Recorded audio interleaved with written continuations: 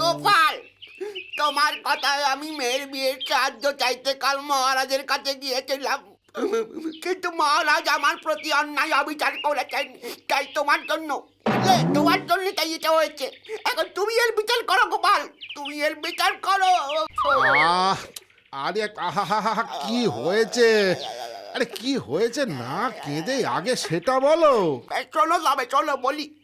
গতকাল তোমার কথা মতন আমি রাজপাড়াতে গেলাম, আর মহারাজ কৃষ্ণচন্দ্রকে আমার মেয়ের বিয়ের ব্যাপারে